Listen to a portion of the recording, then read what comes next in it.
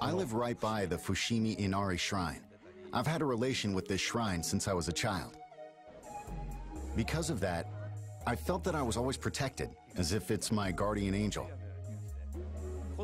When I was a child, there was a TV show about fighter planes called Thunderbirds. That inspired me to make a game that had cinematic elements, with each character having a distinct personality and their own drama. That would be reflected in the dialogue and appear in scenes like where a cool character and enemies would appear. I'm here for a job, of course, and looks like I get to have a little fun. When it came to talking about details regarding how to make the main characters look and feel, we talked about all sorts of types of people. But ever since I was in school, I drew comics with caricaturized humanoid animals and decided that the characters in this game should be based off animals. I then talked about it with Imamura-san, the designer, and we thought about the fox image. Then I thought, let's try making a fox the main character. We're entering Corneria City now. When there's an arch, you want to go under it, right? That's the kind of game I wanted to make. Thinking about the shrine, this place is known for the row of arches. So we went with this idea to create a game where you would fly through different arches. Star Fox is a game where you use a control stick, like the one you'd find on a plane. When you fly a real plane, you need to pull back on the control stick to fly up, right? Similarly, you can use the gyro on the gamepad to look all around and feel really immersed in the game. We'd like people to play as if they are flying a real plane. It's really exciting. For Wii U, with its 2 screens, we experimented with gameplay with ideas before this iteration of Star Fox. There were 2 screens that each serves a specific purpose. For example, we've tested using one screen for a more cinematic view and the other for gameplay. The Wii U gamepad has a gyro, and it's a big reason we decided to make this game. It's a cockpit view, so it feels like you're in the cockpit like this.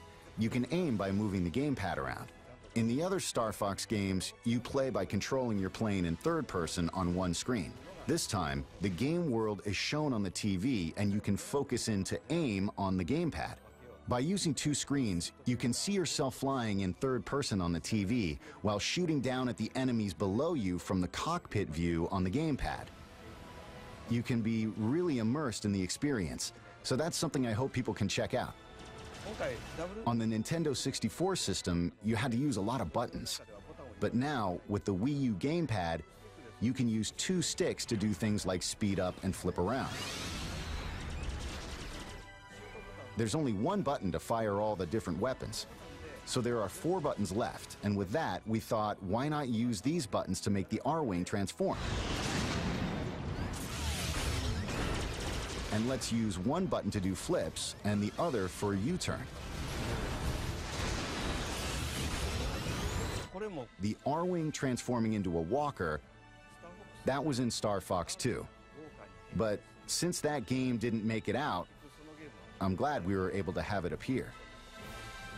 The R-Wing transformation mechanic actually looks like it makes a lot of sense. There's the Landmaster, and also the Gyro Wing, which adds a lot of breadth to gameplay. With it, you can perform a lot of tasks as Fox. You can also play different stages with other vehicles, too. So I hope you'll have fun trying out courses with different vehicles, even after you clear the game.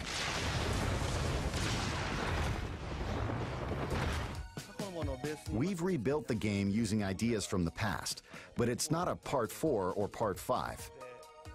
It's not a remake either, so we named it Star Fox Zero this time.